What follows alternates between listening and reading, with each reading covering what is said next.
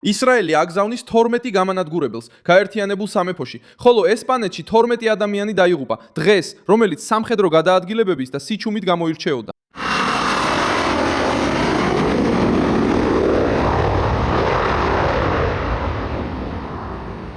და სამოქალაქო ტრაგედიით, რომელიც შესაძლოა კიდევ გაიზარდოს.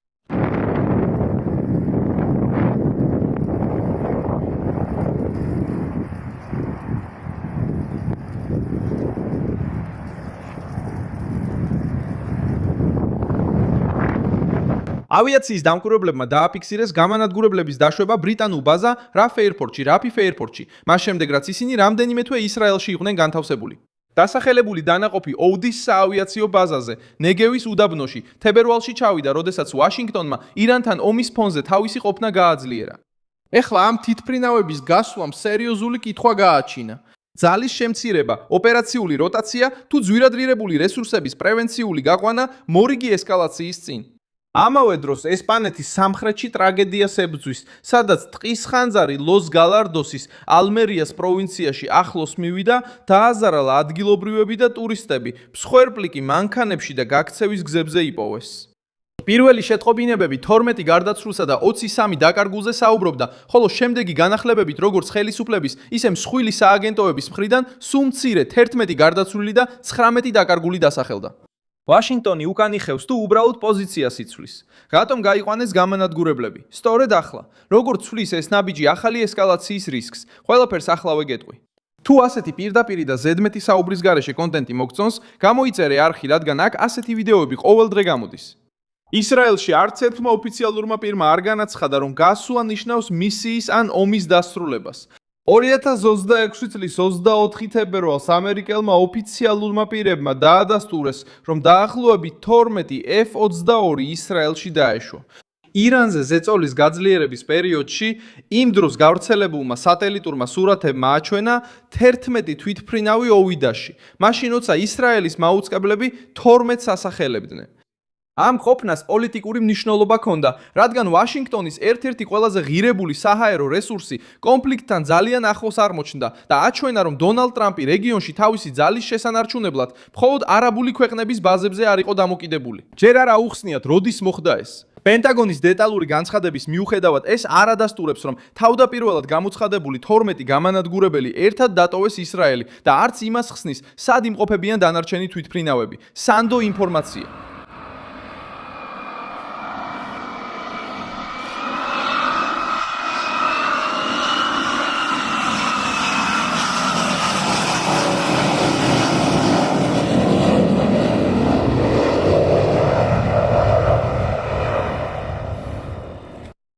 A informação segura neste. Sando ინფორმაცია მიუთითებს, რომ ვაშინგტონი შესაძლოა ამცირებს მოცინავე თვითმფრინავების რაობის რაოდენობას ირანის მახლობლად, რადგან საჰაერო უპირატესობის დაუყოვნებელი საჭიროება შემცირდა.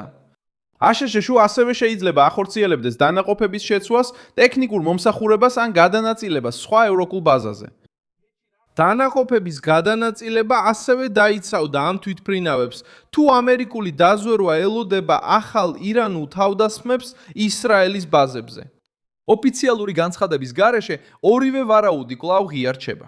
ფაქტი ისაა, რომ გადაადგილება მოხდა მას შემდეგ, რაც ამერიკული სამხედრო სტრუქტურა რეგიონში რამდენიმე თვე ინტენსიურად გამოიყენებოდა. F-22-ის გასვლა არ ნიშნავს, რომ ისრაელმა თავისი ოპერაციები დაასრულა. ღაზას სექტორის ჩრდილოეთში ისრაელის თავდაცვის ძალებმა განაცხადეს, რომ გაანადგურეს ჰამასის 5 გვირაბი, რომლებიც ჯამში დაახლოებით 2 კილომეტრს აღწევდნენ.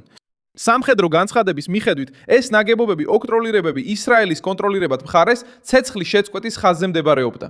ოპერაცია ჩაატარეს მე-14 ჯავშან-სატანკო ბრიგადის რეზერვისტებმა, რომლებიც შემდეგ სხვა ბრიგადამ ჩაანაცვლა. ეს მოქმედება მიუთითებს პროცესის გაგრძელებაზე. მიწაზე, მაშინაც კი, როცა ამერიკული ავიაციის ნაწილი პოზიციას იცვლის.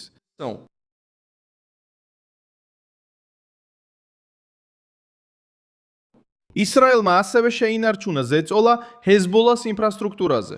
ისრაელის ძალებმა განაცხადეს, რომ აღმოაჩინეს ობიექტები გამშვები დანადგარებით, ტყვიამფრქვევებით, ასაფეთქებლებით, რაკეტებით და სხვა შეიარაღებით, რომელიც არმიის თქმით იყო განკუთვნილი.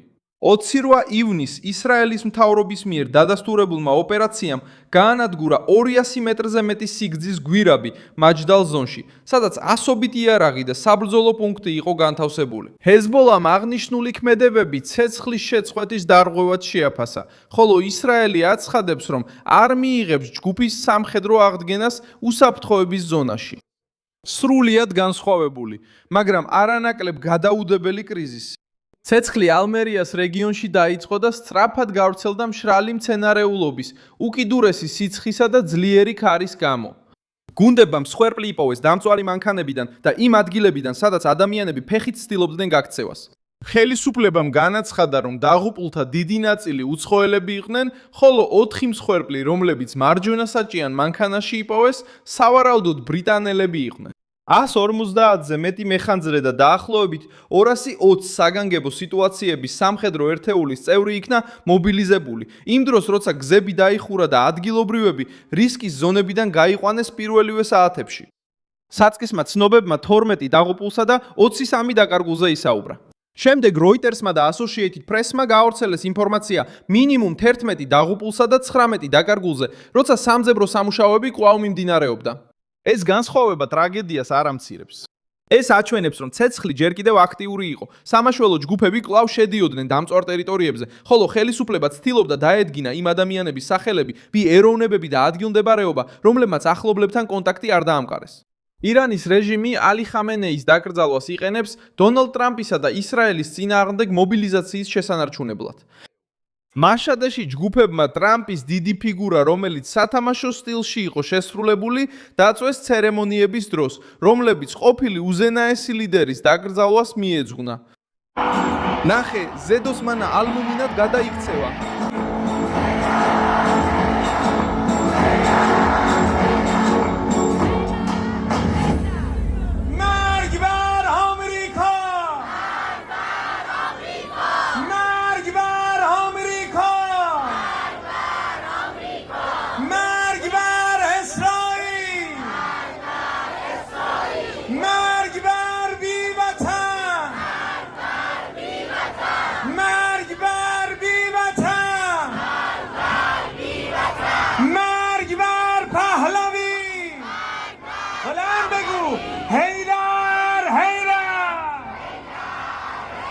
ბეგუს წინააღმდეგ ჰეიდარ, ჰეიდარ. იგი იმამ რეზას წმინდათა ადგილას დაკრძალეს ხანგრძლივი ცერემონიების შემდეგ. მაშინ, როცა მისი მემკვიდრე კვლავაც არ ჩნდებოდა საჯაროდ, რაც რეჟიმის ახალ ხელმძღვანელობასთან დაკავშირებულ ეჭვებს ვერ აქარწყლებდა. სავარაუდოდ მათზე ირანული ძალებია გამოსახული, რომლებსაც აქვთ ამერიკული AGM-158-ის რაკეტასთან დაკავშირებული აუფეთქებელი WDU-42B-ის საბრძოლო თავი. მასალა გავრცელდა ღია წყაროების სადაზვერვო ანგარიშებით და ჯერ კიდევ არ მიუღია სანდო დამოუკიდებელი დადასტურება. თუ იდენტიფიკაცია დადასტურდება, ეს ეპიზოდი პროპაგანდისტულ მნიშვნელობას შეიძენს თეირანისთვის და შეშფოთებას გამოიწვევს თეირანში. E despertará preocupação em Washington. სამხედრო კომპონენტების გამოფენასთან დაკავშირებით დიდი მადლობა, რომ ეს ვიდეო ბოლომდე ნახეთ. მხარი დაუჭირეთ ჩვენს პროექტს და ფინანსურად დაგვეხმარეთ იმ ფიქსის გასაღების საშუალებით, რომელიც თქვენს ეკრანზე ჩანს. ჩვენ ვართ დამოუკიდებელი არხი, რომელიც მიზნად ისახავს თქვენთვის სიმართლის მიწოდებას.